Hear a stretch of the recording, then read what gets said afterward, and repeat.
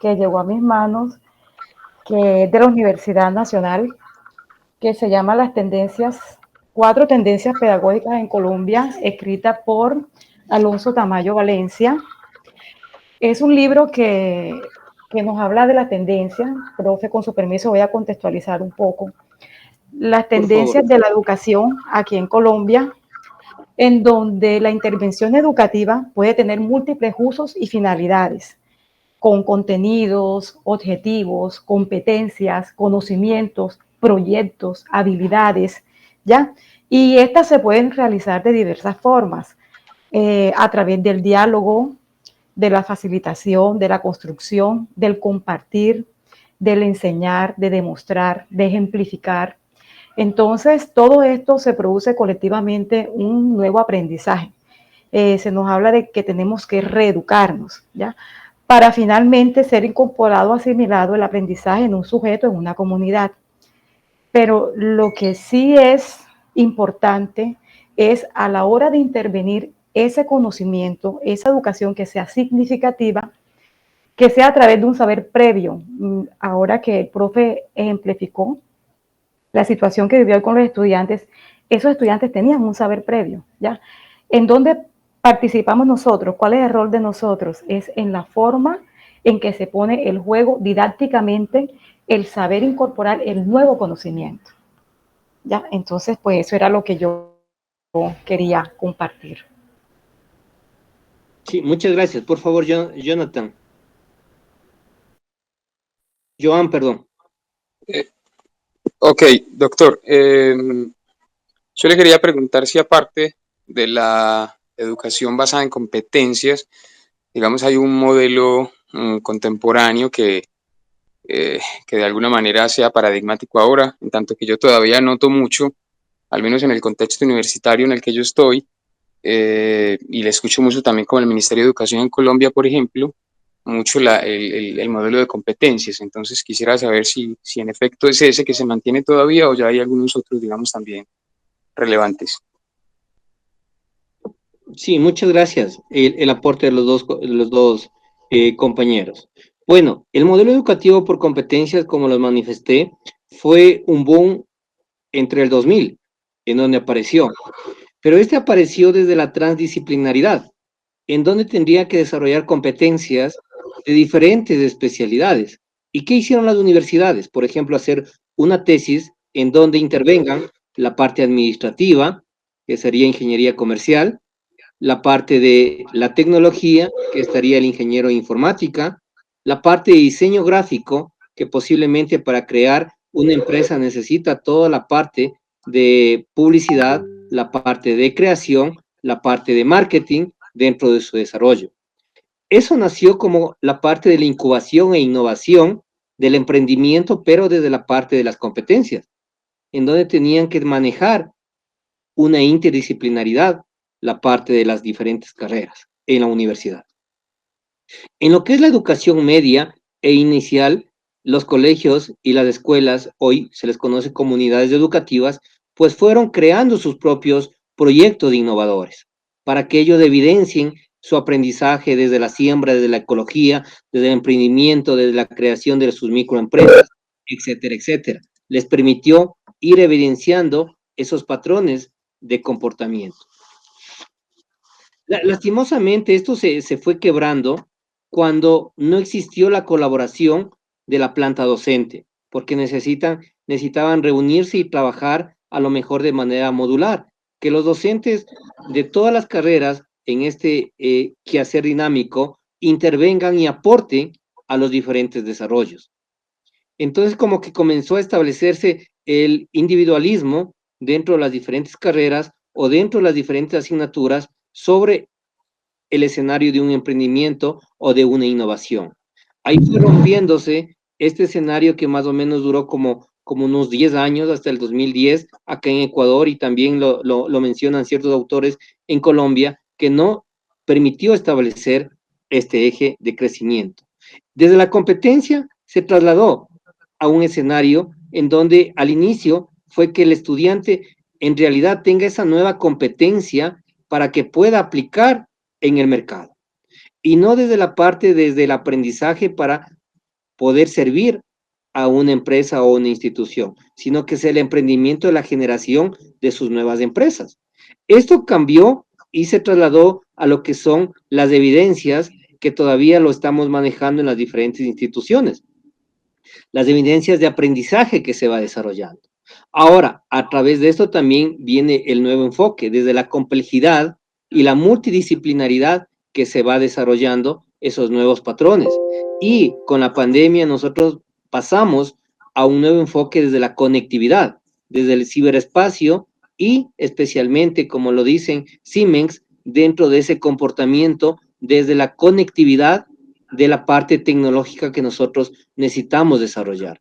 Entonces, esto se viene a trasladar en el tiempo en estos últimos años y especialmente lo topan este último tema de la conectividad, pero también nuevamente lo están topando que debe ser competitivo en el mercado la persona, sea que va a depender o va a generar un nuevo trabajo. Y ahí nuevamente lo estamos topando a la parte de las competencias. ¿Cuán competente es el estudiante al momento que sale, pero desde la parte de la evidencia de sus resultados de aprendizaje? Entonces, es más o menos como ha ido evolucionando, cómo se encuentra en la temática de las competencias y posiblemente a dónde vamos nuevamente a topar. El objetivo es que el estudiante aprenda y esto pues evidencie estos resultados de aprendizaje y no se quede en un simple memorismo, sino él evidencie cuánto aprendió en un nuevo conocimiento. No sé si les abordé las inquietudes, por favor. Sí, doctor, muchas gracias. Si le comprendo bien, de alguna forma se da un avance, o sea, no que se abandone por completo la idea de competencia, se busca de alguna forma un perfeccionamiento, por ejemplo, con la parte, digamos, de evidencias de aprendizaje y la parte de conectividad también, pero no que se abandone lo de competencias. Sí, correcto. Acá en Ecuador, por ejemplo, igual conversábamos, en el 2014 se cambió el bachillerato a establecer un bachillerato unificado, al quitarles las diferentes especialidades que salían desde la parte técnica, físicos, matemáticos, químicos, biólogos, ciencias sociales, a establecer un solo tipo de bachillerato. Desde el 2000 comienza nuevamente el Ecuador a tratar de regresar y hoy están ya casi madurándose esa idea que nuevamente se retome la especialidad, porque esto era un divorcio desde el Ministerio de Educación hacia la parte universitaria con la Secretaría Nacional de Ciencia y Tecnología que establece sus lineamientos porque los estudiantes no cumplen las necesidades para ingresar a las diferentes carreras. Se está evaluando simplemente desde el pensamiento lógico, matemático que necesita desarrollar, pero no están evidenciando en realidad si tienen o no esas competencias para ingresar a una carrera, por ejemplo, de medicina. ¿En qué momento tiene las bases de la parte química? En la parte de física. ¿En qué momento se maduró toda el área de ciencias desde la matemática para que pueda ingresar? Y posiblemente en los próximos años, como política del Ecuador, sea que nuevamente regrese a la parte técnica y de especialidad. ¿Qué nos va a ocasionar eso? Que debemos nosotros evidenciar ese nivel de competencias y de aprendizajes como resultado de la finalización del bachillerato, para que sea el enlace a una carrera superior. Y ahí nuevamente lo aseguro que en un par de años nuevamente vamos a estar tomando, pero con un nuevo enfoque a la parte de las competencias. No sé si hasta ahí tenemos alguna inquietud, por favor. Doctor, muchas gracias. Me queda clara para mí la idea. Sí, ok. Voy a seguir compartiendo para seguir avanzando, por favor.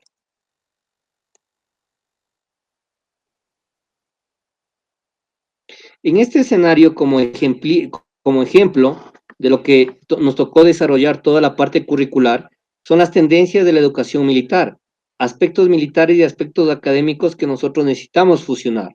Por un lado, la formación militar, que es que el ciudadano común y corriente tenga una adaptación a la vida militar, sin olvidar la parte física y sin olvidar la parte militar, desde una ética, una moral y una cultura. Aquí como que se viene a transversalizar los factores, la formación militar, el aspecto físico, que tenga las destrezas físicas para poder cumplir su misión, y por otro lado, el aprendizaje a un escenario militar. A diferencia que las carreras normales de las universidades, a lo mejor estamos solo en la formación académica. Dejamos de lado la parte física, el desarrollo físico-mental, y por otro lado, dejamos esa construcción del ámbito militar. Entonces, para nosotros fue un reto, dentro de estas tendencias curriculares, abordar 3 ejes fundamentales en la formación.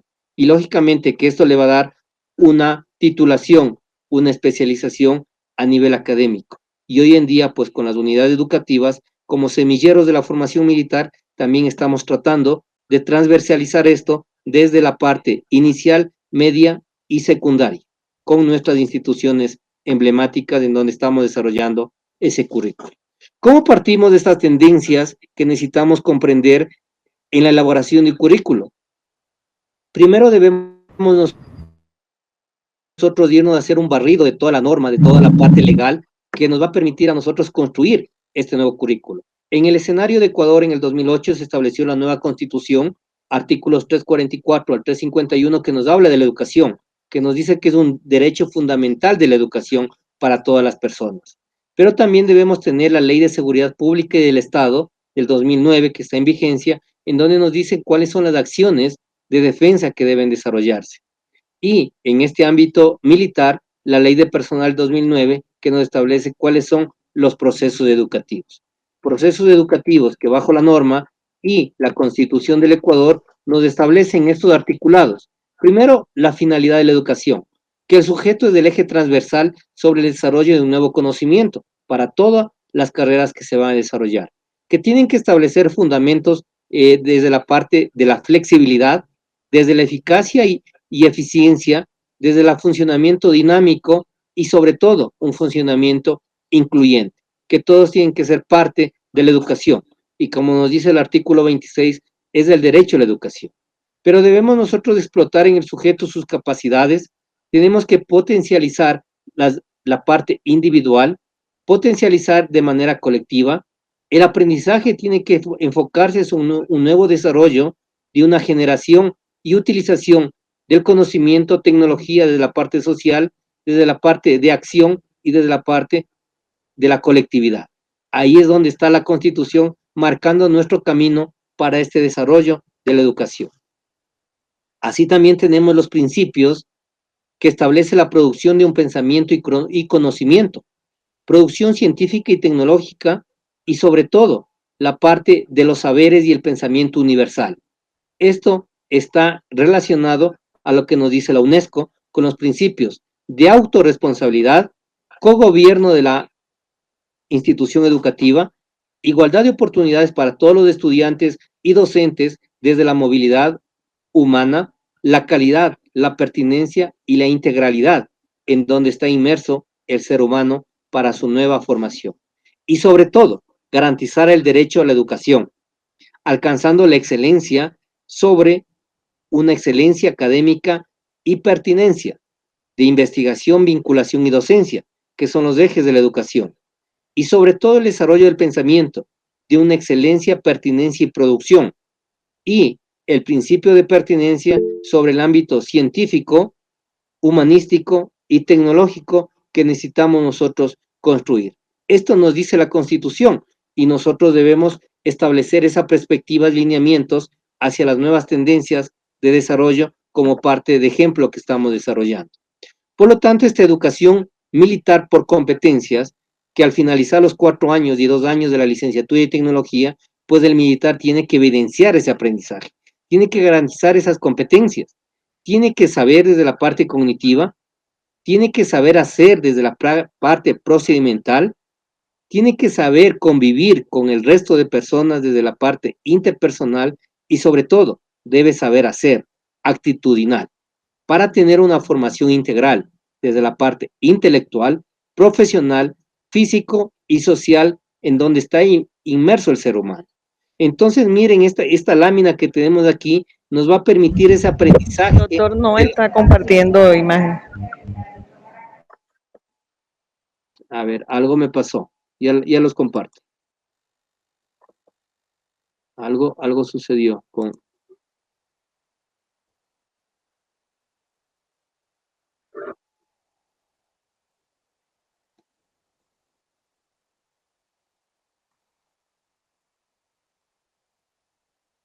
¿Me confirman, por favor? Doctor, sí, sí.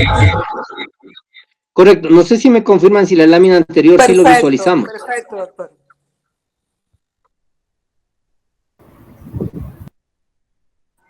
¿Me Sí, las confirman si anteriores no las visualizamos esta habíamos lámina? visto, doctor. No estaba compartiendo, doctor, hace rato. Ya. ¿Esta lámina sí lo vimos o no? No, profe, desde el inicio, desde que comenzó. Ya. Listo, no hay ningún problema. Entonces vamos a hacer un pequeño reencuentro en donde les manifestaba que la normativa acá en el Ecuador, desde la Constitución en sus articulados ya nos establece ciertos lineamientos. Y esos lineamientos nos establece en sus articulados que nos dice principalmente que la educación tiene que tener al sujeto como eje central a través de una capacitación con sus capacidades, potencializar la parte individual como colectiva, el aprendizaje que tiene que estar relacionado con la generación y utilización del conocimiento tecnología en la parte social con la parte de actitud y de manera colaborativa. Esto nos va a permitir mantener una flexibilidad, una eficiencia y eficacia en su desarrollo y especialmente un dinamismo desde la parte incluyente, que todos garanticen el derecho a la educación.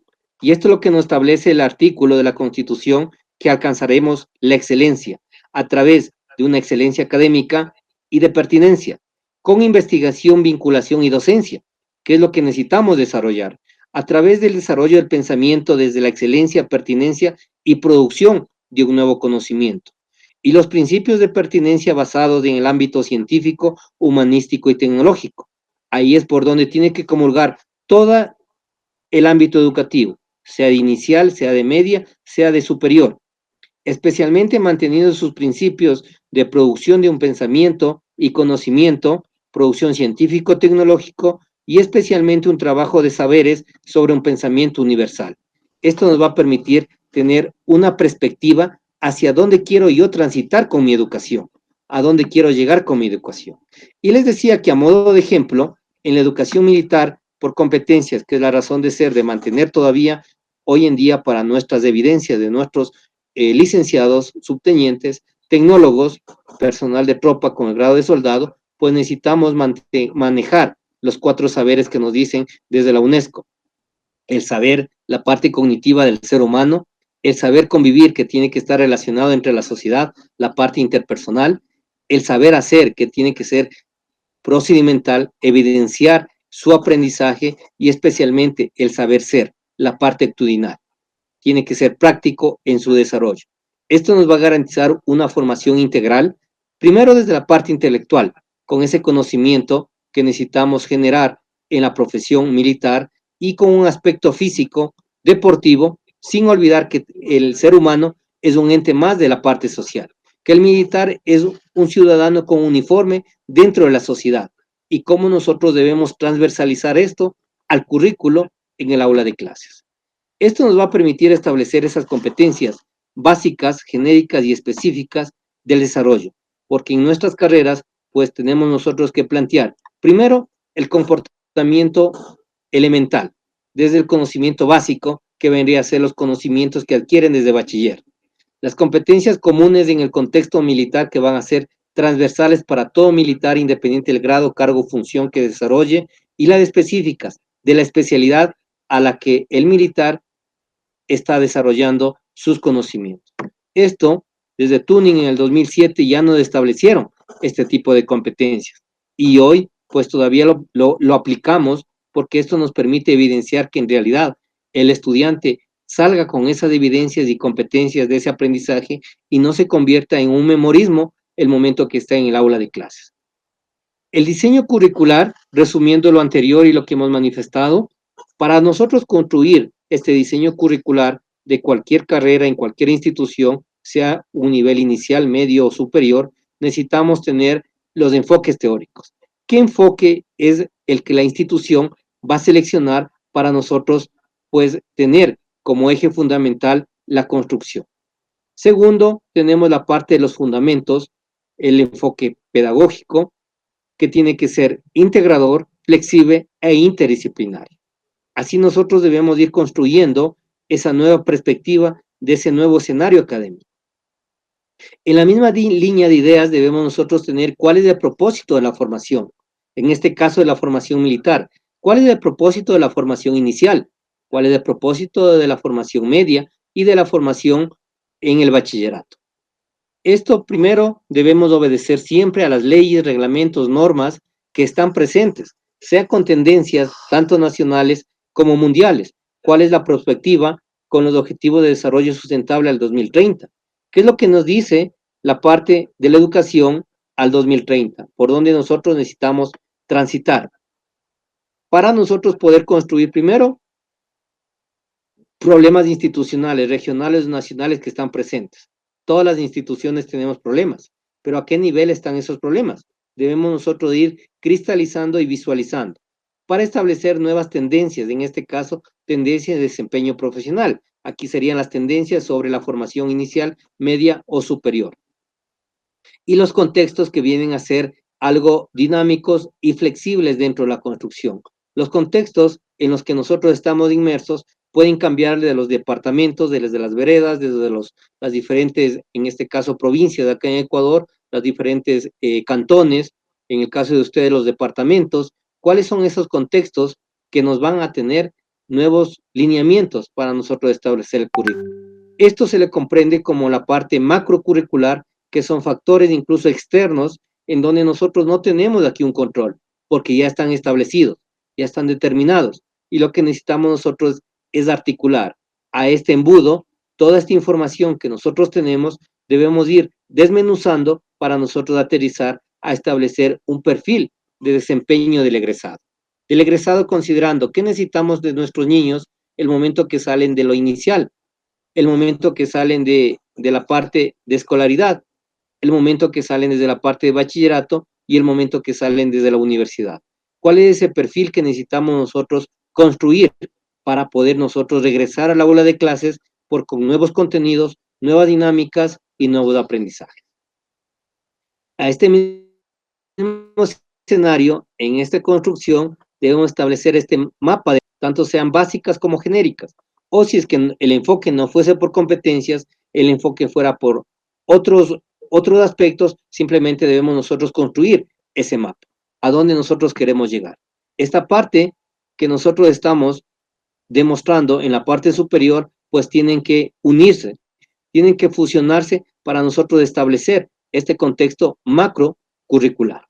Una vez que tenemos el enfoque macrocurricular con factores externos, exógenos, que a lo mejor no están dentro de nuestro alcance, pero que debemos dar cumplimiento, nosotros vamos a aterrizar a una estructura o malla curricular. Esa malla curricular que en el PI también están demostrándose lo que vamos a hacer en un ciclo o año académico. Vamos a construir ahora la parte mesocurricular con toda la normativa superior que nos va a establecer, sean asignaturas, módulos o contenido a través de bloques de conocimiento, independiente de cuál sea la estructura que la institución lo acoja. Para cierto contenido y cuánto esto se va a trasladar en crédito. Acá en Ecuador el crédito, sí, está constituido por 48 horas, divididos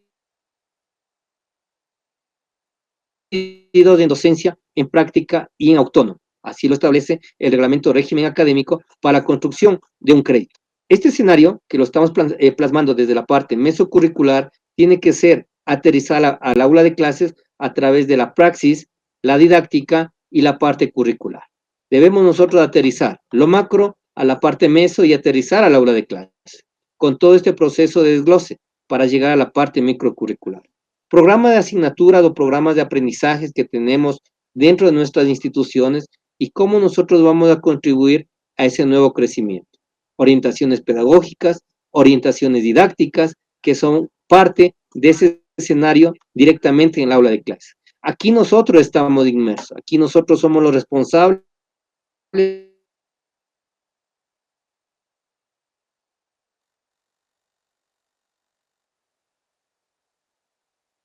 estos proyectos, el ABP que está presente aquí, para nosotros por ir desarrollando. Y especialmente la parte de la evaluación. La evaluación dependiendo de cuál escenario nosotros cojamos. Acá lo estamos manifestando a modo de ejemplo sobre competencias. Entonces, igual debemos evaluar sobre competencias, evidenciar que en realidad esa competencia se cumpla y de esa manera nosotros establecer una autoevaluación del currículo y establecer la parte de un plan de mejora. El momento que nosotros sistematizamos la parte macro, meso y microcurricular, nosotros sí vamos a ser productivos en el sentido que debemos de evaluarnos y debemos hacer ese plan de mejoras para alcanzar los objetivos establecidos en nuestra institución. No sé hasta aquí, por favor, alguna inquietud de esta lámina en donde aterrizamos el diseño curricular desde nuestra aula de clases y desde la parte superior como norma que nosotros estamos considerando. Por favor, quisiera escucharles alguna inquietud de esto. Me imagino que lo que acabé de presentar en modo de resumen, también nosotros lo estamos realizando en nuestras instituciones. Posiblemente no desde el desglose, desde la parte macro. Posiblemente ya nos vienen nuestro currículo en el PI y nosotros lo integramos a la parte micro. Por favor, quisiera escucharles.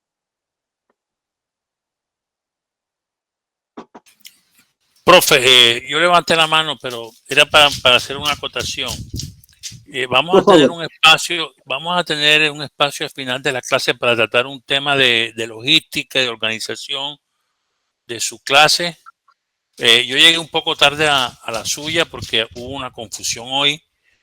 Nosotros esperábamos de usted la clase ayer lunes y para hoy martes a este mismo horario había otra clase con otro profesor previamente coordinada y se ha formado un problema de comunicación, para mi parecer, muy grande. Entonces, no sé si al final de la clase lo conversamos y por eso tenía levantada la mano de que llegué. Como le digo, entré tarde a su clase por eso.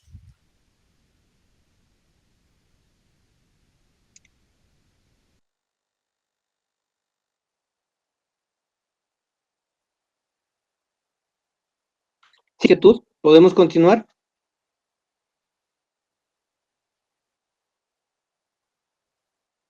Ok, voy a compartir nuevamente.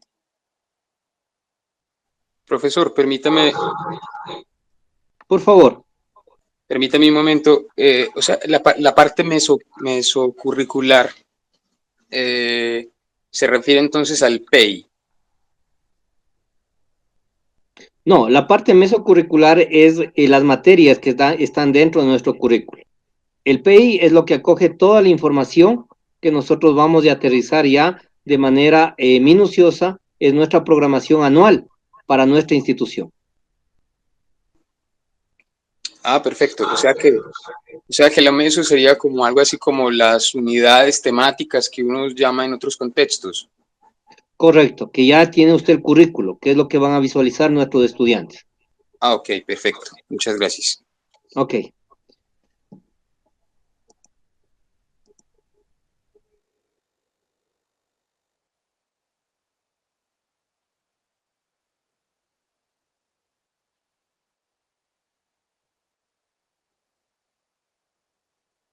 Ya, entonces, con lo que habíamos visto de este desglose, ahora nosotros vamos a continuar, que el currículo, pues lógicamente tiene que tener una concepción del proceso de enseñanza-aprendizaje. El currículo por sí solo, la planificación, no se va a ejecutar. Aquí es lo que ingresa el rol del docente. Sí, la razón de ser de la aplicación y ejecución es el rol del docente que cubre un factor fundamental dentro de lo que es el diseño curricular, como también el rol de los medios y técnicas de enseñanza que deben tener las instituciones y sobre todo el rol del docente. ¿Cuáles son estos tres roles que nosotros debemos tener integrados para poder desarrollar el proceso de enseñanza-aprendizaje y transversalizar aquí el proceso de evaluación? A esto, a modo de resumen, la parte macrocurricular, hemos visto las tendencias teóricas, filosóficas, institucionales, leyes, reglamentos y normas. Y por otro lado, hemos visto la parte mesocurricular, en donde están nuestros directivos y profesores de la institución para establecer el mapa curricular a través de los ejes. Y la parte micro son áreas de conocimiento, programas de asignaturas o módulos, en donde estamos inmersos nosotros como docentes para ejecutar en el aula de clases. También tenemos los ejes de la parte profesional, humanístico, ciencia y tecnología, que están inmersos en nuestro desarrollo. Y sobre todo, el proceso de evaluación. ¿Sí? Lo anterior viene a ser como la parte de planificación, de ejecución, pero esto igual tiene que estar integrado al enfoque de evaluación. En este caso hemos hecho la planificación y desarrollo por competencias. Por lo tanto, la evaluación tiene que ser por competencia. Aquí de la experiencia existe un divorcio, el momento que nosotros manejamos y planificamos sobre un escenario y el proceso de evaluación es completamente diferente a otro escenario. Entonces, no concuerdan lo planificado versus lo ejecutado y la parte de evaluación. La evaluación se realiza con instrumentos confiables y validados que miden el logro de aprendizaje de las competencias, porque así lo estamos en este ejercicio plasmando, hablando de competencias y por lo tanto yo tengo que evidenciar competencias. Aquí, si algún docente quiere establecer un examen con preguntas de opción múltiples, preguntas de verdadero y falso, posiblemente no estaría dentro del enfoque, porque yo no voy a evaluar la parte de la memoria, yo tengo que evaluar la parte del aprendizaje. A lo mejor aquí ingresa la casuística, ingresa directamente lo que son el desarrollo de proyectos, ingresan lo que son el análisis de casos, que me va a permitir adquirir ese nivel de destrezas en nuestros estudiantes. Esto, integrando en el proceso de enseñanza-aprendizaje, hemos hablado del currículo, hemos hablado del estudiante, del docente y del medio ambiente con toda la parte didáctica. Este triángulo se convierte en ese escenario que tiene que estar integrado el currículo. Si no, el currículo por sí solo puede estar excelente a un 100% planificado, pero existe el divorcio, que no existe el compromiso de los docentes o que los estudiantes no tienen esa habilidad y destreza para adquirir esos conocimientos, o la mejor institución bien planificada con buenos docentes y posiblemente los medios, los recursos tecnológicos didácticos no sean acorde a lo que estemos desarrollando y no tenemos esa integración. Y sobre todo tenemos que tener claro las fases de evaluación, diagnóstica, formativa y sumativa. Todo el tiempo debemos estar evaluando de manera integral y no esperar al final de una clase, perdón, de una materia o de un periodo para recién evaluar, sino que tiene que ser de manera integral, ir evaluando conforme se va desarrollando las clases y de esta forma nosotros en realidad ver ese aprendizaje en nuestros estudiantes. Y por último, la integración de los criterios para la evaluación. Debemos establecer una autoevaluación con nuestros propios estudiantes como docentes, una coevaluación, una heteroevaluación y una evaluación externa, que se les conoce como criterios de evaluación. En las clases debemos nosotros de migrar a ese nuevo comportamiento, que nuestros propios estudiantes hagan su autoevaluación o entre sí establezcan evaluaciones, coevaluaciones y evaluaciones externas que en realidad van a permitir evidenciar ese aprendizaje. Esto nos va a nosotros a permitir integrar el currículo, llegar desde una planificación hasta una ejecución y una mejora dentro de nuestro aprendizaje de desarrollo. Para esto, sí, lo que está a raíz de la pandemia, la pedagogía, es la cognitividad, el ciberespacio y la interactividad que está dentro de la parte pedagógica. Esto nosotros necesitamos aterrizar desde la didáctica en el aula de clases, ir triangulando estos tres nuevos escenarios que van creciendo. Las universidades de hoy en día establecen la educación virtual como la que nosotros estamos teniendo, pero debemos nosotros establecer ese enfoque pedagógico desde la conectividad, ciberespacio y desde la interactividad. Y ahí nos falta todavía ir construyendo nuevos escenarios, por lo que nosotros estamos realizando con este tipo de clases simplemente es compartiendo diapositivas y regresando a las clases que se mantenían como que estuviéramos nosotros desde el aula. No sé si hasta ahí, por favor, tenemos alguna inquietud, algún interrogante para nosotros poder ir argumentando y evolucionando este conocimiento del currículo. Sí, por favor, Jonathan. Gracias, maestro. La pregunta mía sería, ¿será que una evaluación sumativa sí demuestra el aprendizaje significativo de los educandos dentro del aula de clase, teniendo en cuenta sus afectos emocionales? Correcto, es que esto nos permite a nosotros, porque vamos a ir evaluándole de manera periódica, de manera integral al estudiante. Y por cualquier situación, si hablamos de una asignatura, se me ocurre de 48 horas, y yo voy de manera periódica evaluando este escenario desde la parte diagnóstica, formativa, la parte sumativa. Entonces yo voy a tener evidencias del aprendizaje y no esperar simplemente al final que a lo mejor tuvo un inconveniente. Y en ese inconveniente que tuvo una parte emocional, fallecimiento de algún familiar, que es un choque fuerte para el estudiante y por eso a lo mejor perdió la asignatura. En este escenario, a modo de compartir información, uno de los mejores cadetes de tercer año que estaba en el vuelo solo, en el aire con su aeronave, realizando el aprendizaje, falleció su señora madre. Y cómo este factor psicológico afectó para que el cadete en el aire pueda volar solo. ¿Y eso qué ocasionó? Que lastimosamente salga con la baja de la escuela, deje la carrera militar por los riesgos que ocasionaba estar él en el aire con una aeronave. Entonces, ciertos aspectos que a lo mejor antes de subirle a la fase final, él debía tener un acompañamiento desde la parte emocional, desde la parte psicológica, para que pueda realizar ese vuelo con seguridad y pueda cumplir la misión. Y ahí es cuando nosotros no tenemos esa secuencia de evaluación. A modo de ejemplo, a modo de resumen. ¿Alguien más, por favor? Sí, maestro, disculpe, es que se me presentó el caso dentro del aula de clase, un estudiante de acá de la universidad participa mucho, hace todas sus actividades y en las explicaciones de las exposiciones es le podemos llamar que es un estudiante muy apresivo. Pues. Sin embargo, él siempre aprende mucho y participa y se le nota dentro del aula de clase, dentro de las actividades, que reconoce y adquiere el aprendizaje, que es lo que uno necesita. Y en el momento que se le hizo una evaluación, bueno, un examen de 20 preguntas, solo sacó buenas 7. Entonces la pregunta fue, yo me senté con él, ¿qué te pasó? ¿Qué fue lo que te sucedió? Porque si tú participas, tú das ejemplo, tú das práctica, tú utilizas toda la metodología que nosotros te damos y das ejemplo de todo, participas y eres un estudiante muy avanzado prácticamente y solo respondiste 7 preguntas buenas de 20, ¿qué te pasó? Entonces ahí entró un factor emocional, que no se sentía bien porque peleó con la novia. Entonces ahí es donde está la práctica del docente y evaluar un poco más acerca de lo que usted nos está enseñando, para ir haciéndole como un reconocimiento a los estudiantes de manera que uno va haciendo la evaluación.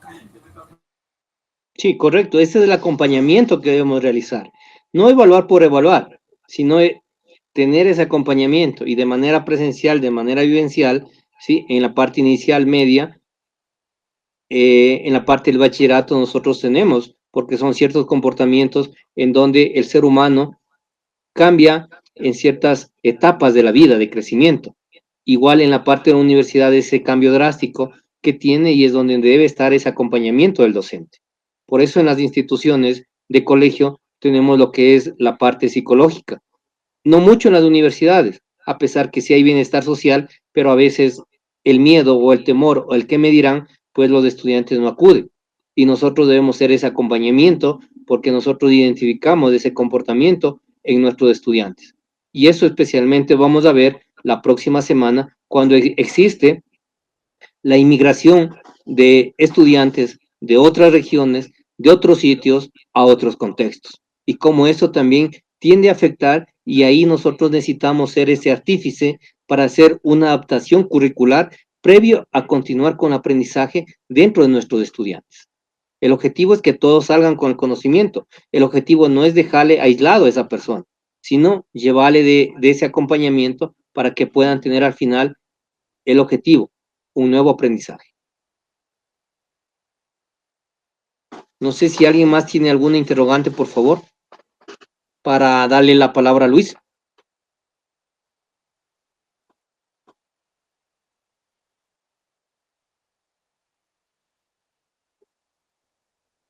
Profe, yo tengo un interrogante sobre las actividades que usted montó en la plataforma. Un ensayo, por favor. Y una actividad gráfica. Si no la vi. El plazo, le colocó plazo para subir esa. No, están abiertas todavía. Esas actividades habíamos acordado con ustedes que yo les dejaba habilitado hasta el 31 de mayo.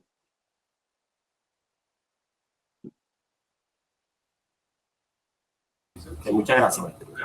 Sí, eso es esto abierto. No he puesto yo fechas de inicio ni fechas de cierre, están abiertos. Después del último encuentro, ahí sí ya le pondré la fecha como habíamos acordado, al 31 de mayo cerrar todas las actividades conforme habíamos planificado y pues lo habíamos discutido al inicio con ustedes.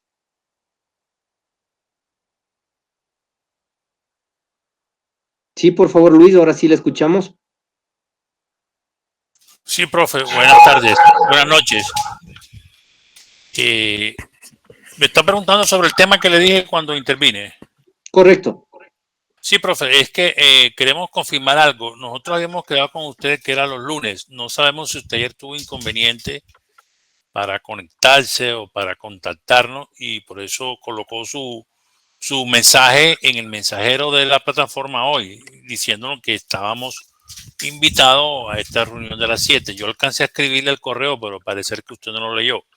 Pero independientemente de eso, ya habíamos nosotros convenido con el profesor de otra asignatura esa clase hoy. Por eso hubo un inconveniente entre varios grupos en que estábamos allá y otros acá. Bueno, pero al final el profesor de la asignatura volvió a ceder otra vez su día porque ya lo había cedido 2 veces y programó otra fecha. Entonces la pregunta es, ¿nosotros con usted vamos a quedar los lunes o los martes de ahora en adelante? Ya, primero les pido yo 1000 disculpas. Segundo, yo quise contactarme a los números de teléfonos que están ahí de 3 personas en donde se abre la plataforma. Ninguno pude. Estaba el señor Cárdenas, estaba el señor Sánchez y estaba el señor Santos. Entonces, están montados ahí dentro de los contactos el icono del WhatsApp, pero no se me abría para poder comunicarme directamente. Sí le leí su mensaje y por eso yo quería comunicarme, pues yo no tenía ningún inconveniente para poder trasladar a otro día. Lastimosamente, como le manifestaba, no pude contactarme a los números que estaban ahí. Ese a lo mejor fue un error mío. Y pues de lo de ayer, yo tenía planificado, como cambiamos del lunes anterior, los otros compañeros que estamos viendo metodología 3. Entonces ayer yo tenía un encuentro individual que los dimos 15 minutos a cada uno para que presenten el avance del capítulo 1 y 2. Esa fue la razón por lo que le mantenimos el mismo día martes, como habíamos visto la semana anterior. Ese fue uno de los inconvenientes, que les pido 1000 disculpas si a lo mejor hubo un malentendimiento dentro de este cruce o choque de encuentros que ustedes ya lo tienen planificado.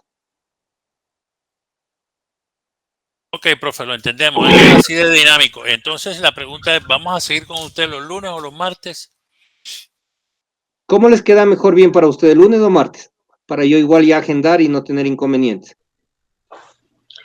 Nosotros estamos teniendo clase los martes con el profesor, Davis, entonces podría ser los lunes, opino yo. Ya, correcto. No sé qué dirán los compañeros. Sí, los lunes. Sí, el próximo lunes podríamos nosotros tener ya para ir cerrando.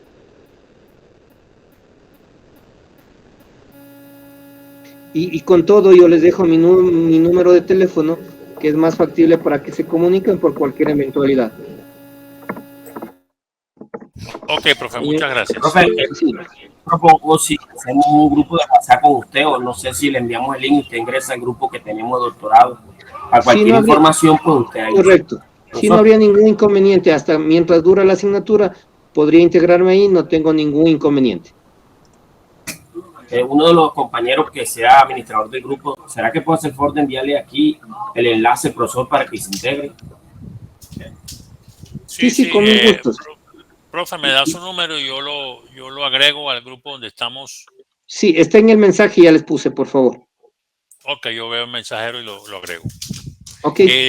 ¿Tiene el número, perdón, Ecuador como país, tiene algún prefijo o así lo escribo tal cual como usted lo pone en el mensaje? 00593. Ok, colóquelo completico como debo ingresarlo, le agradezco, gracias. Ya, ahí está. Y ahí lo dejé ya el segundo. Ok, yo lo incluyo, profe. Muy amable. Listo. Entonces estaríamos dando por finalizado el día de hoy y estaríamos pendientes para el próximo lunes poder continuar. ¿Cómo no? Listo, muchas muchísimas gracias. gracias. Le agradecemos mucho, profe. Muy amable. Doctor, muchas gracias. Gracias, compañero. Muchas gracias, buenas noches. Gracias, doctor. Buenas noches para todos.